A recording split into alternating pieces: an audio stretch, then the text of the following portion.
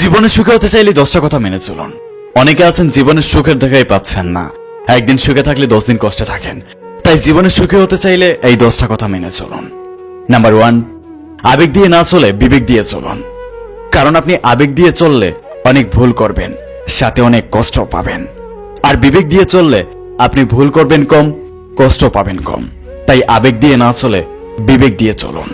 Number 2, অনেকে আছেন সহজেই কারো মায়াতে পড়ে যায়। এটা করা যাবে না, কারণ মায়া এমন একটা জিনিস যা আপনার জীবন ধ্বংস করে দিতে পারে। যেমন আপনি যার মায়ায় পড়লেন, সে আপনার মায়ায় পড়ল না, তাতে করে কিন্তু আপনি কষ্ট পাবেন। কষ্ট পেয়ে নেশা করবেন, একটু একটু করে আপনার জীবনটা নষ্ট হয়ে যাবে। নাম্বার 3, সহজেই কাউকে বিশ্বাস করবেন না, কারণ আজকাল মানুষ বিশ্বাসের মূল্য দিতে জানে না। আপনি যে মানুষটাকে বিশ্বাস করবেন, সেই মানুষটাই আপনার বিশ্বাস ভেঙে দিবে, সেই মানুষটাই আপনাকে সবচাইতে বেশি কষ্ট দিবে। তাই কাউকে সহজে বিশ্বাস করবেন না। নাম্বার 4, কারো ক্ষতি করবেন না। আজকে আপনি কারো ক্ষতি করলে কালকে অন্য কেউ আপনার ক্ষতি করবে। একটা কথা মনে রাখবেন, আল্লাহ ছাড় দেন কিন্তু ছেড়ে দেন না। তাই জেনে বুঝে কারো ক্ষতি করবেন না। নাম্বার 5, এই কথাটা হলো ছেলেদের উদ্দেশ্যে। যদি কোনো মেয়ে আপনাকে ভালোবেসে ফেলে, তার ভালোবাসার সুযোগ নিয়ে আপনি তার সাথে নোংরামি কইরেন না।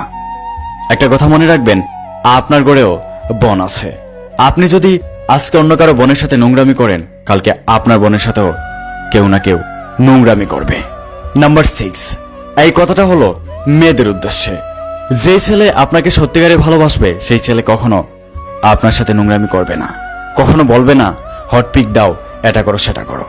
যে ছেলেটা আপনার সাথে ভালোবাসার অভিনয় করবে, সেই ছেলে আপনার সাথে নোংরামি করতে চাইবে, বলবে হট পিক দাও, এটা করো সেটা করো। নাম্বার 7, যে জায়গায় আপনার সম্মান নেই, সেই জায়গা থেকে আপনি সরে যান আর নিজেকে এমনভাবে তৈরি করুন যাতে মানুষ আপনার ছায়াকেও সম্মান করে।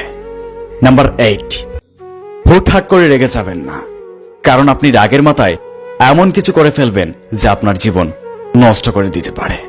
কারণ মানুষ যখন রেগে যায়, তখন তার ঘাড়ে শয়তান আসর করে, আর শয়তান মানুষকে অনেক কিছু করাতে বাধ্য করে। নাম্বার 9, কাউকে ভালোবাসলে তার সুন্দর চেহারা দেখে ভালোবাসবেন না, তার গায়ের রং দেখে ভালোবাসবেন না, তার সুন্দর কণ্ঠ দেখে ভালোবাসবেন না।